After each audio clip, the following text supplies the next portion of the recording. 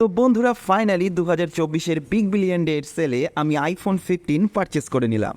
আজকের open box delivery ছিল। অন্যান্য ফোনের ওপেন বক্স ডেলিভারি আর আইফোনের ওপেন বক্স ডেলিভারির মধ্যে কী পার্থক্য ছিল সেটা আজকের ভিডিওতে তোমাদের সামনে দেখাবো।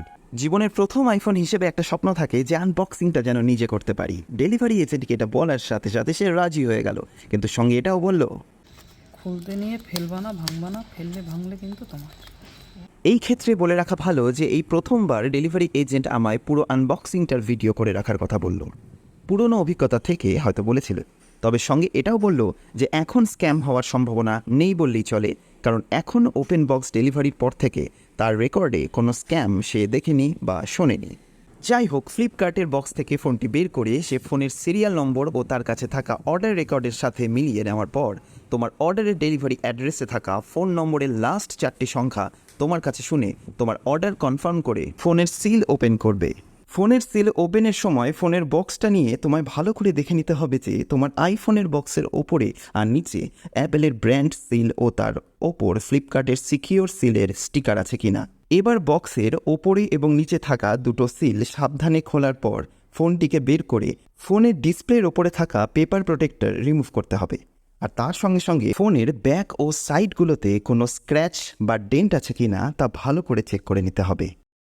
Flipkart open box delivery policy অনুযায়ী সিল ওপেন করার পর ফোন অন না করে ফোনের ফিজিক্যাল ওভারভিউ দেখে তারপর ওটিপিটা ডেলিভারি এজেন্টের সাথে শেয়ার করার নিয়ম আছে। ওটিপি না দেওয়া পর্যন্ত তুমি ফোন অন করতে পারবে না, কারণ ফোন অন করার সাথে সাথে তোমার ফোনের ওয়ারেন্টি অ্যাক্টিভেট হয়ে যাবে। ওটিপি দেওয়ার পর তুমি স্ক্রিন অন করতে পারো।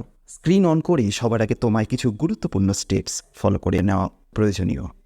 ফোন অন করে সবার আগে ফোনের সেটিংসে গিয়ে জেনারেল অপশন দেন অ্যাবাউট অপশানে ক্লিক করে ফোনের সিরিয়াল নাম্বার কপি করে অ্যাপল কভারেজ ওয়েবসাইটে গিয়ে সিরিয়াল নম্বরটা পেস্ট করার পর যদি এরকম দেখায় তাহলে তোমার ফোন একদম ঠিক আছে, কিন্তু যদি এরর দেখায় তাহলে তোমার সাথে স্ক্যাম হয়ে গিয়েছে। এরপর সিরিয়াল নাম্বারের ওপরের মডেল নাম্বার থাকবে। যদি শুরুর ফার্স্ট ডিজিট এম হয় তাহলে তোমার ফোন একদম ব্র্যান্ড নিউ। যদি এন হয় তাহলে তোমার ফোনের কিছু পার্টস রিপ্লেসড হয়েছে, আর যদি এফ হয় তাহলে তোমার ফোন রিফারবিশড। এরপর ব্যাক করে সেটিংসে এসে ব্যাটারি অপশানে ক্লিক করে ব্যাটারির হেলথে এসে এর সাইকেল কাউন্ট চেক করে নেওয়া প্রয়োজন।